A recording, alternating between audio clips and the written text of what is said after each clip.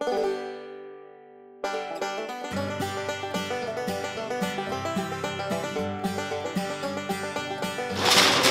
I'm John at Detwiler's Farmers Market at University, and I'm here to teach you how to cut your own tenderloin at home.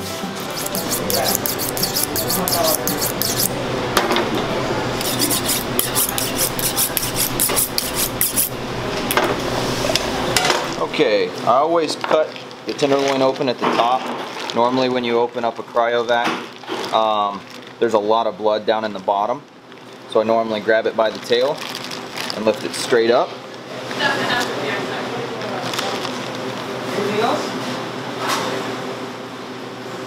Now on top of a tenderloin you're going to see a lot of fat, a lot of fascius. Fascius is a connective tissue that is normally over or around muscles.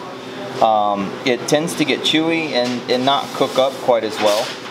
So here at Detwiler's we tend to strip it almost all the way clean. I do leave the secondary muscle here. It's called a chain.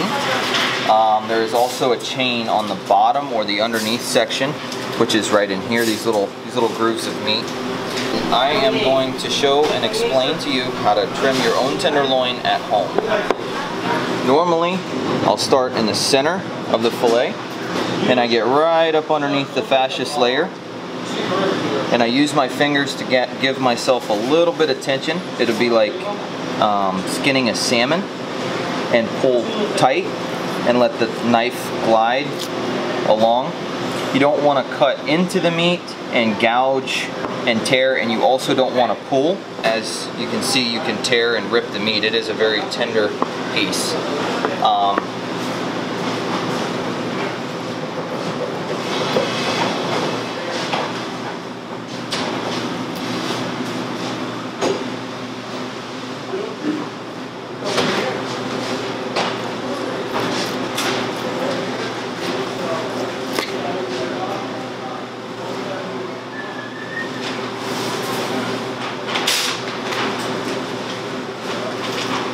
Now there is a couple different muscles in the tenderloin. As you can see, there's a layer here, a layer here. You also got the second chain, and you got the under chain, and it also always has a tail. Normally the tail doesn't cook up quite as well. The most desirable part of a fillet is the center. Most of the times at a restaurant, they will clean this perfectly clean. Secondary chain and the first chain for a full center cut fillet. I like to leave some of this fat on when I'm using it on cooking it on the grill.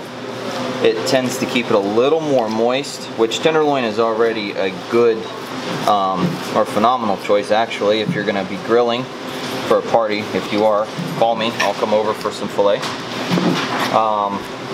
On the back side of this tenderloin, you can see there's also another layer of tissue. I normally take this off all the time.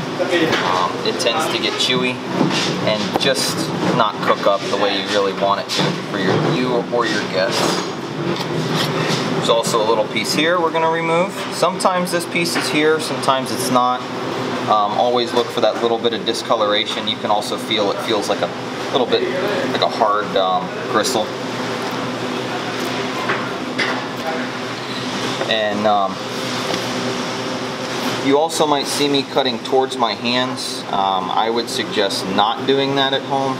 I've been doing this for 12-13 years. So I've had my fair share of gouges and gashes. But if you slip, if you're cutting this way and you slip, you can always hit your fingers, hit your wrist, hit your forearms. A lot of times the safest way to use a knife is away from you, the sharpest edge moving away. That's the way I would suggest. Now, right here, there is a piece of fat. I don't know if you can see that or not, but there is a piece of fat in here, and it runs up to right about here. So what I'll normally do is I'll map out my fillets. One about there, one about there, about an inch, inch and a quarter about. And then you'll see where that fat line will run in on a 1-inch fillet right here. A good sharp knife will always help. Keep them sharp, don't use them to cut cardboard and other things I've seen. And then about a 1-inch here. Now on the back side of this fillet, you can see there's a little bit of a line there of the fat where this muscle was ending. This is actually my favorite part. Not everybody's favorite part due to the fat in the center. Ready to go? Yes, sir. Now, at this point, we're down to what the restaurants would consider a center fillet, which is ideally from here to here. When you go for a center cut fillet, that's 9 times out of 10 the most popular. It's not what everybody gets, but it is the most popular. And about an 8-ounce fillet would be about 1.5 inches. And on the grill, a couple minutes, 5-6 minutes each side, it should be done medium in the center for you.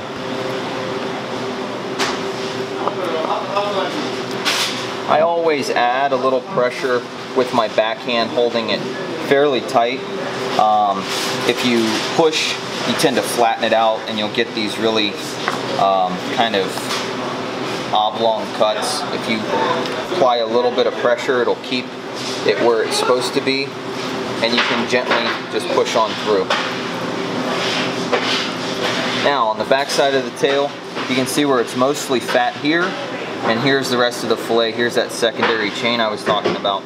So what I normally do is I use the blade of my knife just to peel that away, and then I put the flat part of my blade here, and I can pull it right off.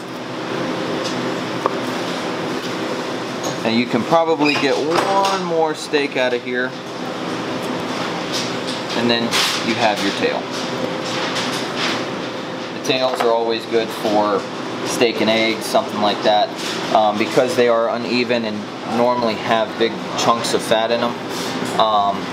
They normally, the tip of the tail would burn before the center was cooked all the way through.